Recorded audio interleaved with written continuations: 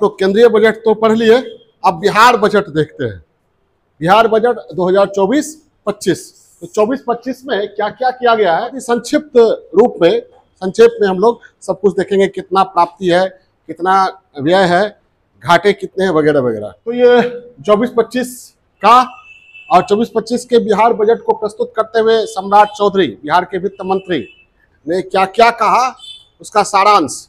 ठीक है, अब देखिए यहाँ पर बजट प्रस्तुत किया गया है कब? 13 फरवरी 2024 को। और इस बजट को प्रस्तुत करते वक्त वित्त मंत्री सम्राट चौधरी ने कहा कि विगत एक दशक में जीएसडीपी का आकार 1.5 गुना बढ़ा है। जीएसडीपी मतलब ग्रॉस स्टेट डोमेस्टिक प्रोडक्ट का आकार कितना बढ़ा है? 1.5 गुना। और उन्होंने आंकड़ा भी दिया है 2011-12 के अस्थिर मूल्य पर 2012-13 में 2.57 लाख करोड़ था जीएसडीपी। ठीक है, जो कि 2022-23 में बढ़कर हो गया 4.42 लाख करोड़, यानी 1.5 गुना हुआ। कोई दिक्कत? और वित्त मंत्री ने बजट प्रस्तुत करते ही ग्रोथ रेट की तुलना भी किया है। वित्त मंत्री ने कहा कि 2022-23 में विश्व का ग्रोथ रेट कितना था? इंटरनेशनल मॉनेटरी फंड, अंतर्राष्ट्रीय मुद्रा कोष के मुताबिक 3.1%, भारत का 7.24%। वित्त मंत्री ने दावा किया कि हमारे स्टेट बिहार का ग्रोथ रेट कितना है? 10.64%। ठीक है, और उन्होंने कहा इस प्रकार ग्रोथ रेट के मामले में बिहार भारत का अव्वल स्टेट है, नंबर 1 स्टेट। दूसरे नंबर पर असम है, 10.2% है। दिल्ली है 9.2%।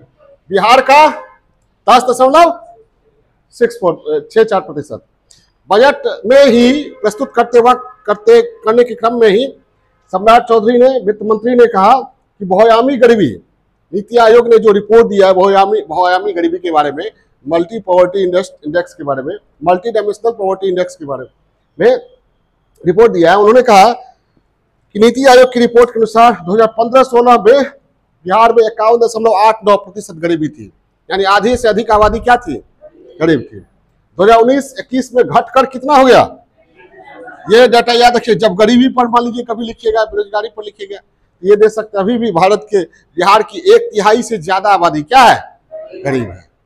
ठीक है, और नीति आयोग के हवाले से ही यह भी कहा गया कि इस अवधि में 15-16-19-21 के बीच में 2.25 करोड़ लोग गरीबी से, 2.25 करोड़ लोग गरीबी से बाहर। ये डाटा समझ गए।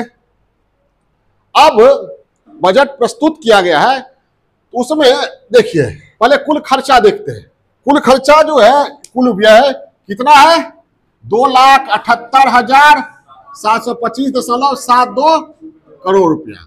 और इस प्रकार वित्त मंत्री ने कहा कि ये अब तक का बिहार का सबसे बड़ा बजट है 24-25 का।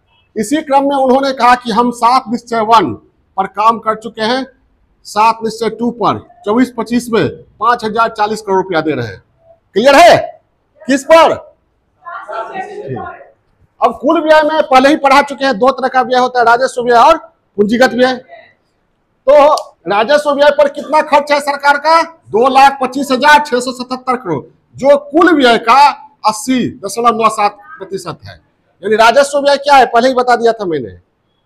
सरकार के का सरदर्द होता है, इसे सरकार को विशेष लाभ होता नहीं है, लेकिन जरूरी होता है, लेकिन मुनाफा नहीं होता है। दर्शाता है कि सरकार की जो स्थिति है वो चिंताजनक है।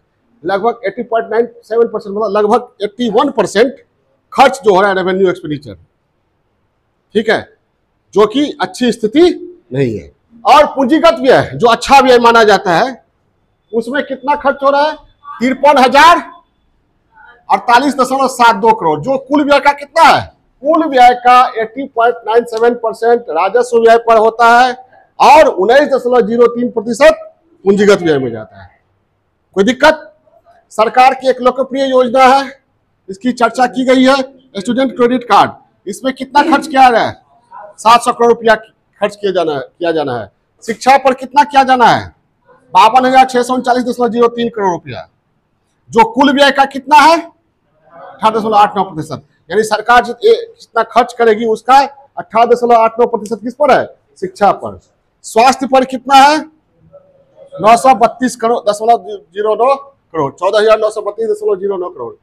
अब पूंजीगत व्यय में नए ऋणों का अनुबंध, सरकार ऋण जो देगी कितना 24-25 में 1240.09 करोड़। अब पुराने ऋण जो सरकार लौटा रही है उस पर कितना खर्च हो रहा है? 22,392.72 करोड़। ये इतना खर्चा है। अब इतना खर्चा, कुल खर्चा कितना है? 2,78,725.72 करोड़।